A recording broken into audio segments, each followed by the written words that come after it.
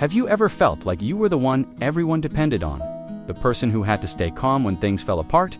The one who carried the weight of the family silently on your shoulders?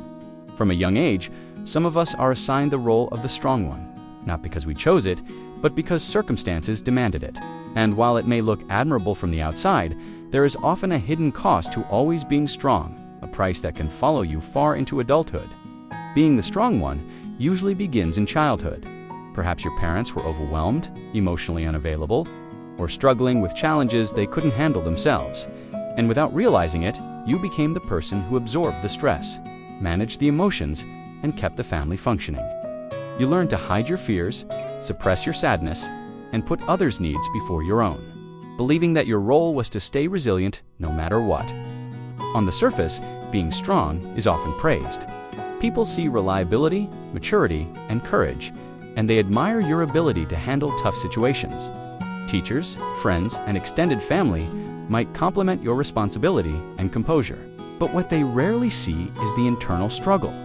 The nights when you felt alone with your worries, the times when you longed for comfort but had no one to lean on, and the constant pressure of feeling like you could never break down. One of the most common signs of being the strong one is the inability to ask for help. Even as an adult, you may feel uncomfortable delegating responsibilities or sharing your burdens.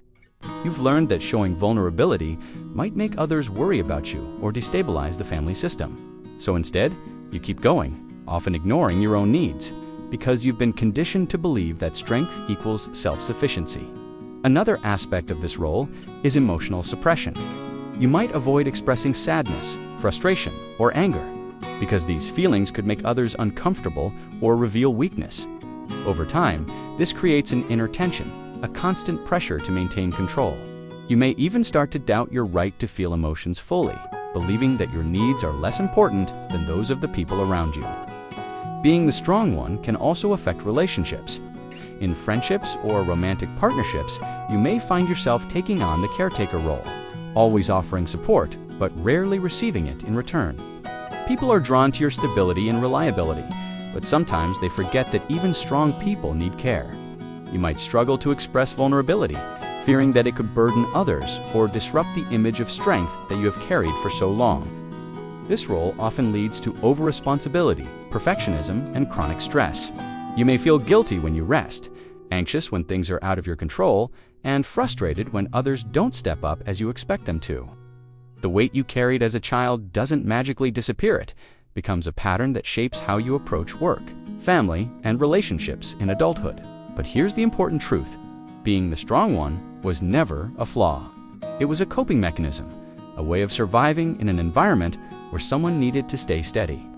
It taught resilience, problem-solving, and empathy. You became someone who can manage crises, support others, and navigate challenges with courage and clarity.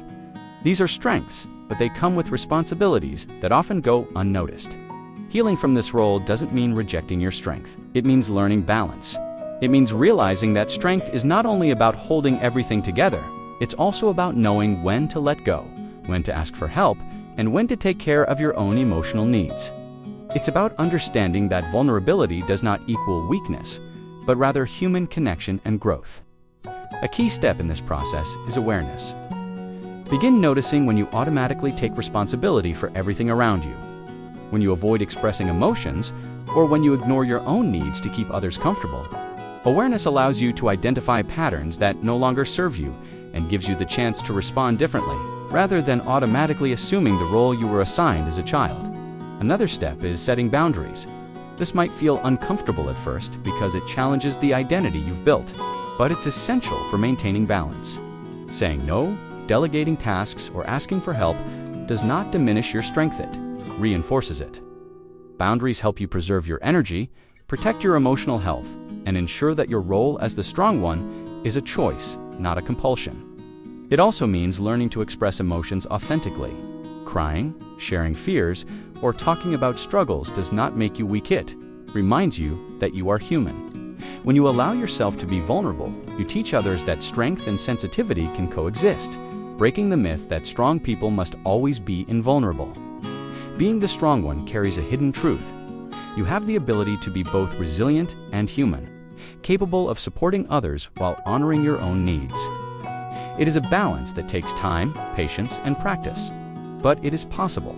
Recognizing your own limits, valuing your own emotions, and allowing yourself to lean on others. Sometimes we'll create freedom from the invisible pressures you have carried for so long. The reality is that your strength is a gift, but it should not be a cage. You can continue to be reliable, courageous, and empathetic, while also embracing your own vulnerability, rest, and self-care. By doing this, you transform what was once a survival mechanism into a conscious, healthy choice of version of strength that supports both yourself and those you love. At the end of the day, being the strong one doesn't mean carrying everything alone.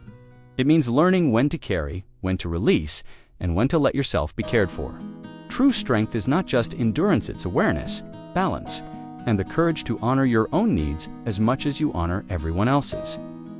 And when you embrace this truth, you reclaim your life, your emotions, and your freedom to be human.